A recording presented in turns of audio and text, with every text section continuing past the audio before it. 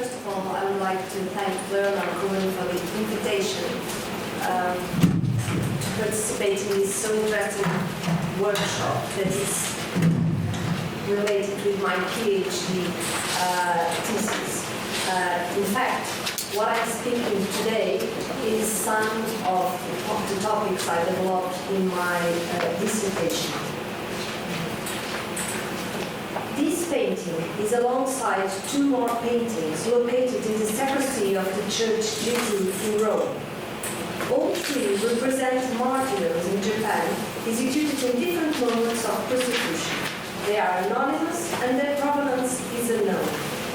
They could have been painted either in Macau or in Manila, although some authors point Manila as a place of production. This picture depicts the martyrdom of 55 persons, including missionaries and Japanese converters at Nagasaki in 1622. It was a bloody and remarkable punishment in the context of Christian persecutions dated from 1640. The same execution pictured in this painting in Rome was reported to Europe by press in different editions. A book written by the Jesuit Garcia Garces, printed at least in Madrid, Venezia, and Mexico. Another edition in what we could call today a pocketbook format from an unknown author, printed in Naples in 1625. Unfortunately, I don't have the picture. A third one, a pamphlet, written by a Jesuit author, not identified, printed in 7 editions, all except one, edited in the year of 1624, in Lisbon, Madrid, Seville, Milan, Naples, Bologna, Paris, and Lille. And the fourth one, also a pamphlet, made up of 4 leaves, written by a Dominican, printed in Madrid, Rome, Milan, Naples, Bologna, Viterbo, Valencia, all except one, printed in the year of 1625. Today in my talk, I will discuss some topics concerning the missionaries' printings about Christians' executions in Japan, printed in Catholic Europe in the 17th century.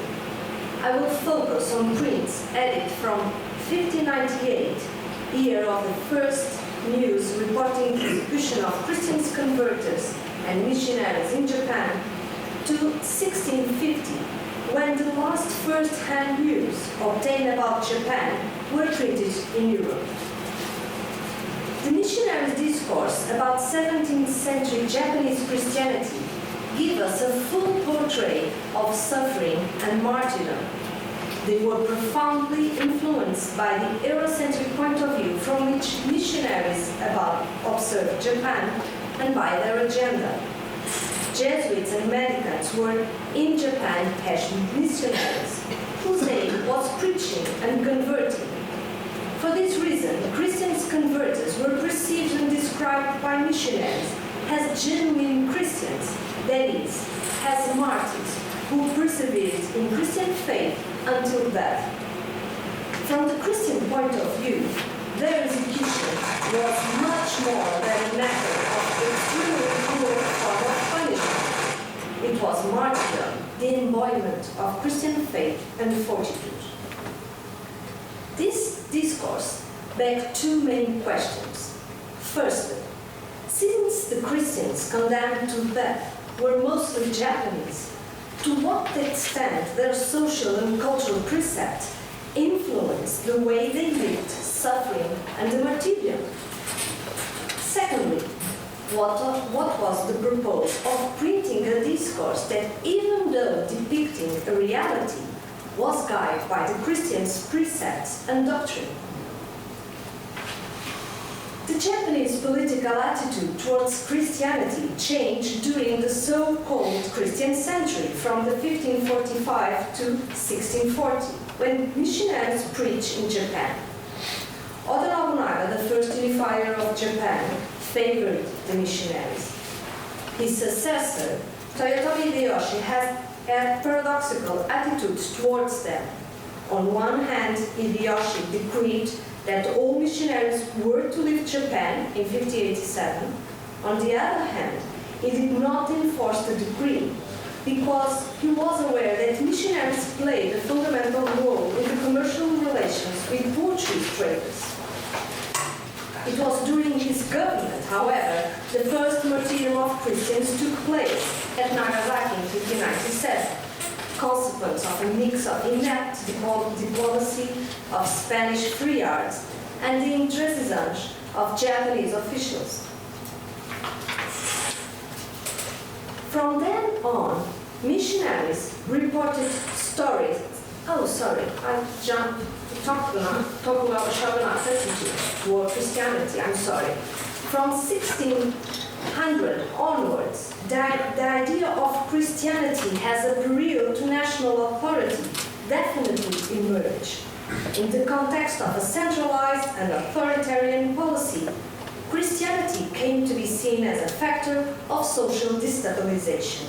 In 1514, the Tokugawa Bakufu, that is the military government, decreed its first anti-Christian ban. From then on, Christians were persecuted. And from then on, missionaries reported stories of heroic resistance to persecution. Moreover, in missionaries' lands and detailed descriptions, Japanese converters are portrayed as people who pursue martyrdom. It is reported they contact local authorities and proclaim themselves Christians. It is reported that they moved to places where persecution has intensified.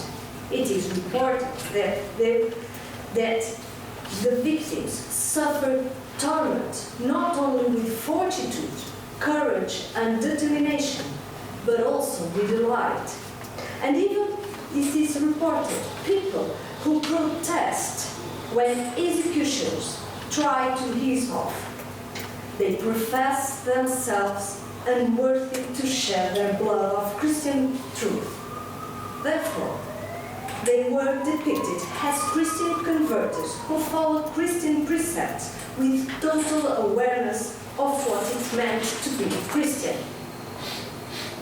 To a certain extent, those depictions have to be evaluated as propaganda discourse. By reporting those stories of Japanese converters that keep their faith despite all violence, for sure missionaries intend to impress European readers. Japanese mission come to be seen as a renewal of primitive church and therefore as an example for all Christianity, and I will return to this topic later on. However, much of the attitudes described are true. Indeed, Japanese converters' attitudes towards death also impress foreigners. In 1636, when the period of the persecution of Christians was coming almost to an end, Francis Caron wrote, "Those of this country which were converted to Christianity by the Roman clergy were the only which were persecuted. First, they cut off their heads, and afterwards crucified them, which seemed then very severe. But then, when these cruel idolaters perceived the death was not formidable to those martyred Christians who went to their executions with singing and dancing, as if they courted their torments, and the great numbers of them that suffered did not weigh, discourage, or diminish the remaining, but rather strengthened and increased their multitudes, they, the Japanese, resolved to break them by more exquisite and sensible torture." Francis Caron was a Dutch official from Dutch East Indian Company, VOC. His survey is therefore unbiased. How to explain those attitudes of Japanese converters before life and death? How to explain such endowments of Japanese people to a new religion? They were not full-fledged European-style Christians. In fact, descriptions of martyrdom by the missionaries point to closeness between predisposition to death shown by converters and the Japanese honorific culture. Christians do not present themselves as a uniform social group. I have been using the term Christians and converters widely and without distinction because until now it was not necessary to point out the difference. In fact, the generalized persecution of Christians was a late phenomenon in the timeline of Japanese harassment of Christianity. Warriors elites were for a long time the first and the main target of persecution. The reasons are obvious. Samurai control the use of force and exploit the economic resource, and as an elite were bound by a consolidated system of vassalage. Moreover, they distinguished themselves from the rest of the society due to an honorific culture. Vassalage relationship in early modern Japan, previous to Tokugawa regime, was based on close personal bonds and a strong sense of loyalty and solidarity between lord and vassal. However, vassalage relationship also granted the vassals self-determination, self-reverence, and self-assertiveness. Their honorific culture encompassed an individualistic dimension in vassalage relationship. So, to a certain degree of autonomy was the hallmark of their status. Missionaries' reports bring to light precisely how converted warriors claim their faith as an individual honorific prerogative. When they were required to pretend or force apostasy, they asserted to follow their masters in all matters, except in the religious one. Without any doubt, warriors envisaged the religious conflict in honorific terms. Let me give you an example. I will quote this Pedro Morajon. He was an important figure in Japanese mission. He was director of the Jesuit College in Miyako, and he was procurator of Japanese mission. Only people with exceptional abilities and zeal would be appointed to this office, since it implies to care and defend mission rights in Europe.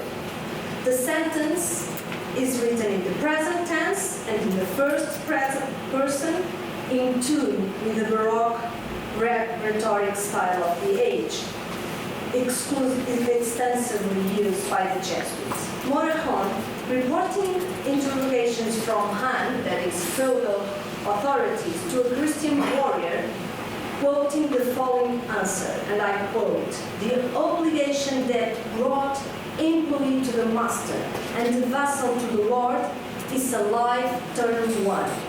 In afterlife, this jurisdiction ends. Otherwise, call one of your captains who died for you as a vassal and see if he responds, so that, in so far as this, I will most willingly serve you, but in a matter of my salvation, forgive me that cannot be."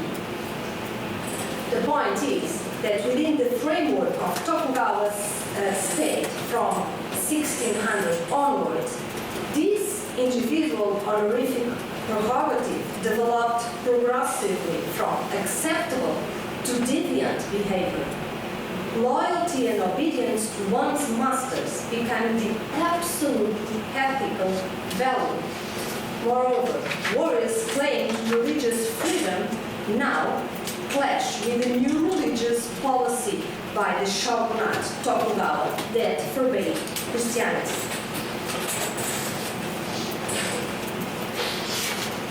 The interaction between warrior honorific culture and Christian precept becomes so obvious that missionaries exploit that parallel in their writings for spiritual training devoted to martyrdom.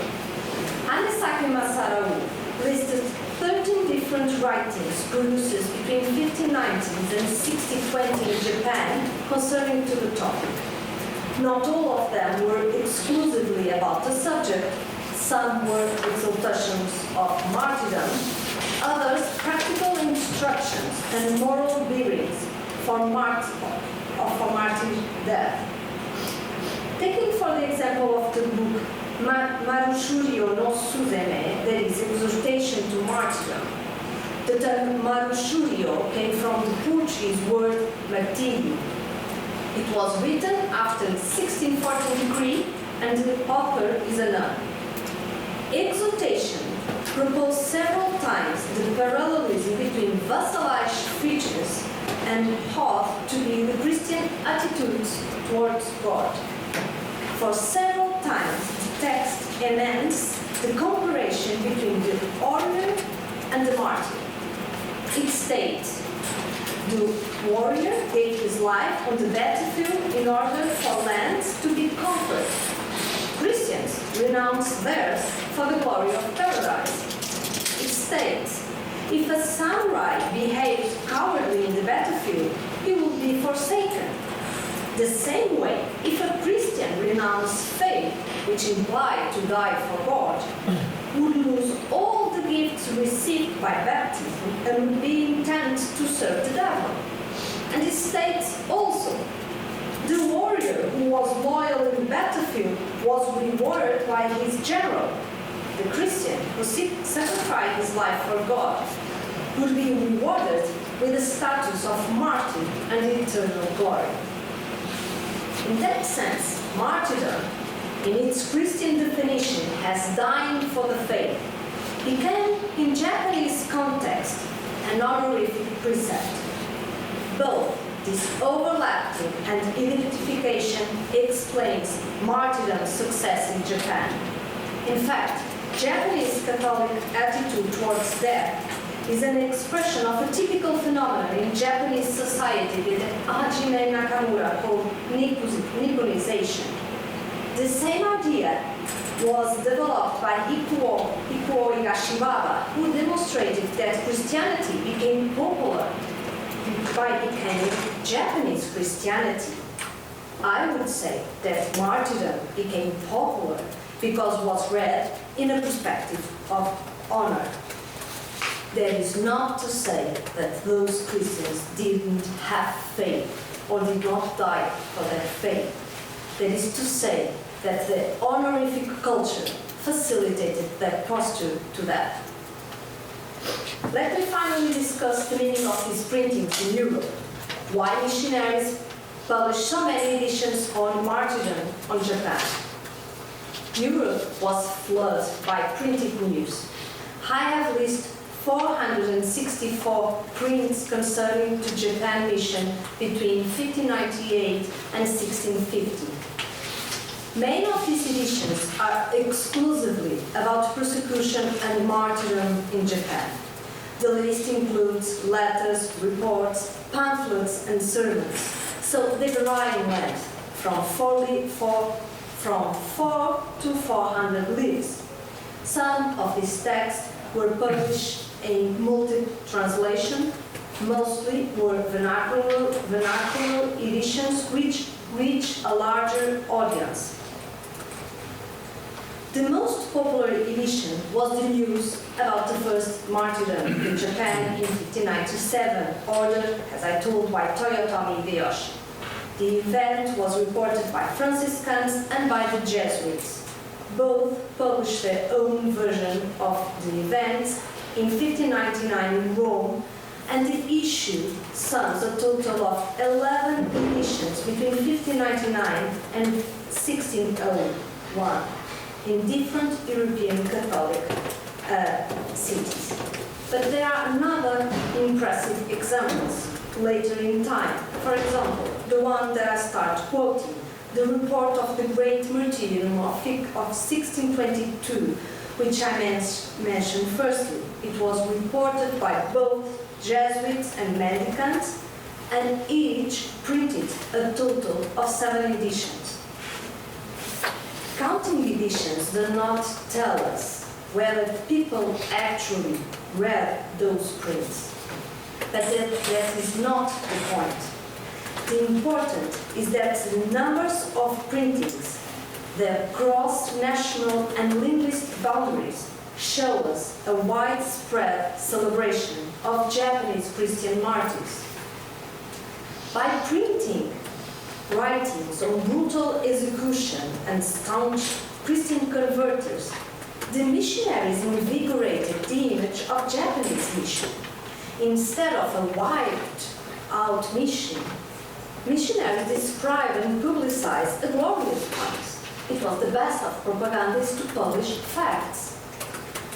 My research confirms that by the time the missionaries kept sending news from Japan, the most important cities in the context of missionary overseas strategy, that is, Rome, Lisbon, and Madrid, were frequently updated with news about persecutions and martyrdoms. And there are a considerable numbers of editions in other major centers of Catholic publishing, such as Paris, Antwerp, Cologne, Ingolstadt, and Seville. It became evident through the analysis of editions that printings on Japanese martyrdoms became a tool of propaganda. More specifically, it was a weapon of propaganda for religious orders, since those involved in missionary work in Japan were rivals. Both the Jesuits and the Mendicants wanted to promote their respective causes in order to justify the importance of their own enterprise in Japan near to their sponsors, either the Roman Curia or the Iberian monarchs. Through printings news on Japanese martyrs in Rome, in Lisbon, and in Madrid, missionaries' orders pressed their main sponsors.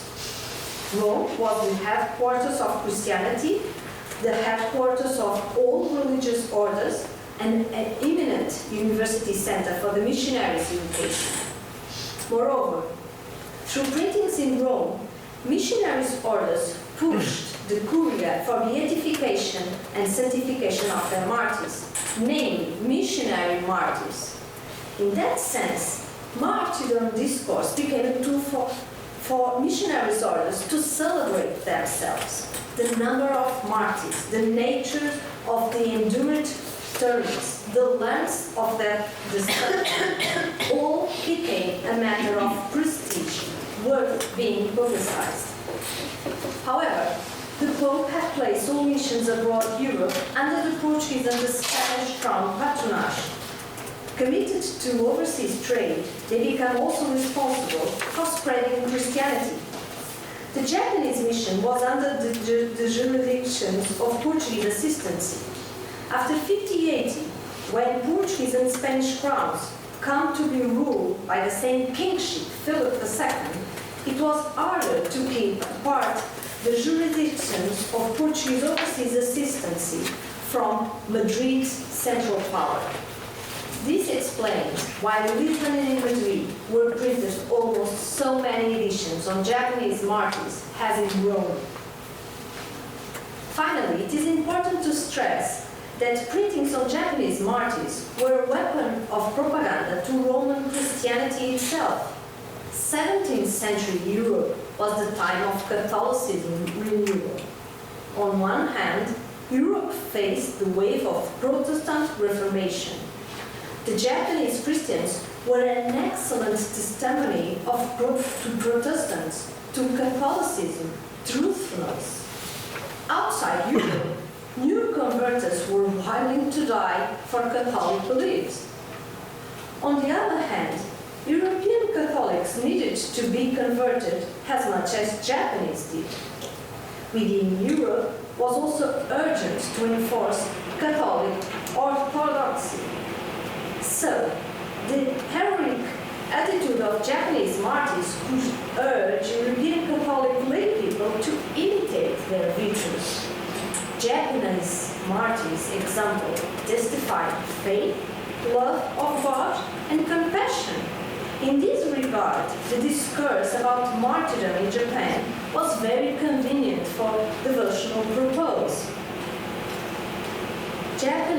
Japan became the new arena for the Roman Catholic martyrdom.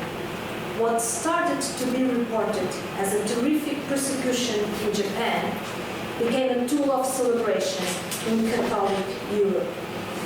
In a certain way, in a perspective of interconnected histories, anti-Christian Tokugawa policy reinforced the Catholic identity. Thank you.